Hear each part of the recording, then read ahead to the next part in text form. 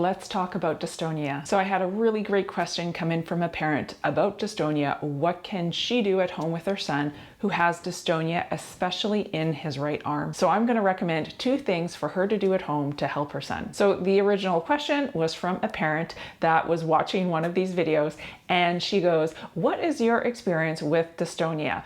What do you find improves it?" My son has been doing the Anat Baniel method intensively for a few years, and his pelvis, spine, and head connection has improved loads. Yay! First of all, that's amazing. Love to hear that. However, he still struggles with his right hand, his most affected arm. It seems to get hijacked by dystonia when he attempts to move it.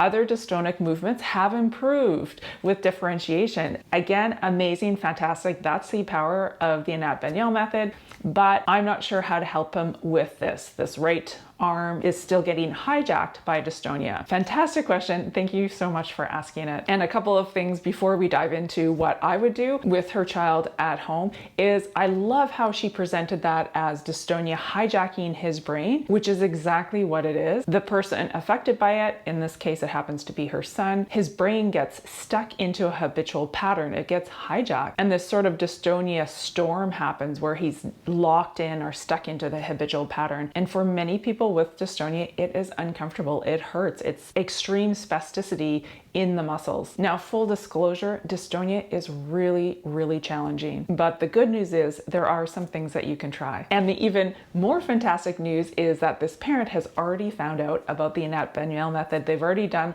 lots of intensives, it sounds for a few years, and they've already seen results in the decrease of dystonia in most of his body. So this is fantastic. This means his brain is open to learning new things. His brain has the ability to change. And that's the number one thing that you can try and do at home, is to keep supporting his nervous system to be calm, like he experiences in an Anat Baniel method lesson. So she's probably noticed these moments of extreme calmness and relaxation during Anat Baniel method lessons, where her son's brain has been able to let go of these strong, spastic, habitual movement patterns because the practitioner is supporting his nervous system. They're using slow, safe, gentle movements to access the potential of his brain. But number one is keeping his nervous system feeling safe and supported. And that would be the best tip to help your child if they have dystonia, is start with trying to create those moments of a calm nervous system where they feel fully safe and supported. And parents can do that simply by moving your child physically. Whenever there's a physical care task involved, is by moving them slowly, really communicating with them about what you're about to do, using a very gentle, soft touch, and try to bring their awareness to their own body. So instead of a diaper change or a clothing change as being utilitarian, just something that you have to get done, slow everything way down and create a moment of curiosity for your child about what's going on with their own body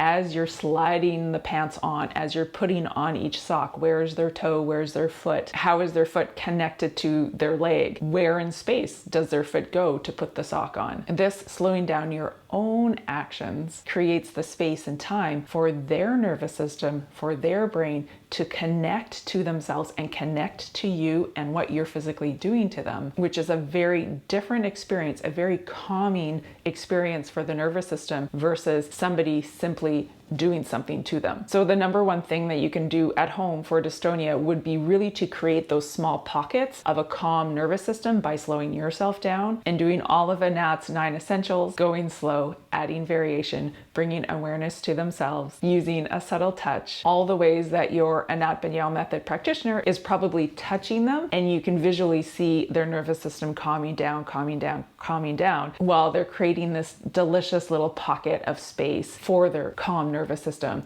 And so you can bring that to your home, creating these little pockets of time and space for their nervous system to feel completely safe in their presence and in your presence, and just see how many of these delicious little pockets of time and space can you create in their day, and can you extend that moment? Can you extend that space just 1 more minute, 30 more seconds, 5 more minutes if it's possible? And having their nervous system in that calm, relaxed state will naturally lead to less dystonia. And if you're looking for more specific, slow, gentle movements of how to connect your child to their own body, I have a whole library of online guided videos you can check out down below. So calming the nervous system is the first thing that I would do. And I kind of have a feeling this parent has been around the world of the Anat Baniel method for a little while, and she's probably already naturally doing that at home. So something a little bit more specific that you can do for your child, especially if it's the right arm as he's reaching out for something, that pattern of dystonia is kind of overriding his system. What you can do in that specific case is think about how can you disrupt the pattern. So when he's reaching out for something, try to figure out when exactly does this dystonia get triggered and he falls into that habitual pattern. And then start to get curious about other ways to reach out that won't trigger the pattern. Now, this can look like a million infinite number of things, and it's really hard to give specific examples when you can't see the child because it'll be unique for each child. But at home, as a parent, when he reaches out for something, get really curious, be really observant about what comes first. So when he's reaching for something, maybe his very first movement is a bit of spasticity in the wrist, and then it travels up into his shoulder, and then his head goes as well. And then he falls into a pattern of dystonia. Now that's just one example. Maybe it's the opposite. Maybe whenever he looks at something, his shoulder comes up and the arm gets spastic and he falls into the dystonia. Maybe it's always when he reaches for an object on his right. Maybe it only happens when he's reaching across his midline to the left. Now, finding this specific trigger can be really difficult because there's a lot of things going on. But I would get really curious about placing objects in different positions for him, moving things from the left to the right, seeing if one triggers the dystonia more than the other. Maybe it's when he reaches for things farther away. Maybe it's when he reaches for things closer to him. And if you can find a way for him to reach something that doesn't trigger the dystonia, that's what you want to jump on and add in variation to it, because suddenly you've created a new option for his brain. So basically you're trying to find the trigger point of where his brain falls into that pattern of dystonia, however it looks like for him, and do something different. So you're trying to disrupt the pattern before it even begins. So it might look like holding his favorite toy that he's trying to reach for a little bit higher up. Does that disrupt the pattern for his brain when it's being held up high? Or it might trigger it more. So then you know, that's information for you to know. Maybe he doesn't get triggered when you place the favorite object or toy in his lap and he's happy to play with it here. Maybe if you place a hand on it gently on his right shoulder, just to remind his brain that he's got a shoulder there, and then he reaches out for the toy, maybe that changes everything for him. Maybe you can use your own fingers and hands to gently highlight different body parts where you see the trigger starting. So you're highlighting to his brain that, oh, hey, you have a head that doesn't need to move this way and the shoulder come up. When he reaches for something, maybe your head can stay over here. And now be very, very careful not to force anything. When you're using your hands and your fingers to shine a spotlight for your child's brain, I highly recommend first starting just with awareness. So you're just gently touching, not to move anything, but to bring their brain's attention to what is actually happening in their own body. Another example would be, instead of dystonia in the arm, I've worked with a little guy who, when he gets excited, he takes a deep breath in, his shoulders rise up, and then his legs go straight out. So when he gets really, really excited, that's his pattern, and the dystonia comes out. So he gets excited, he starts to laugh, his shoulders come up, and his legs come up like this, and he gets really stiff and spastic. And so I had to find a way of disrupting that pattern. Now, the original trigger point would be him holding his breath in excitement, his shoulders coming up, he's getting excited, and that's right before that kind of dystonic storm comes, and his legs go straight out, stick straight out, and he gets kind of stuck in that position. So instead of forcing his legs down, which is almost impossible when somebody's already in that pattern of a dystonic storm, and then you're fighting against their nervous system, and you don't want to do that, is to, again, sort of observe what's going on and see if you can disrupt the pattern before it starts. So before his legs come out in that painful spasticity kind of loop that's going on in his brain, could I stop that pattern when the trigger was him getting really, really excited, those shoulders coming up and his whole body getting tight? And one way that I found was, because he was smaller in a wheelchair and I was quite taller, by me just getting down at eye level to him. So instead he was looking up, bringing his shoulders up, getting excited to see me, and then everything would go spastic by simply bringing his gaze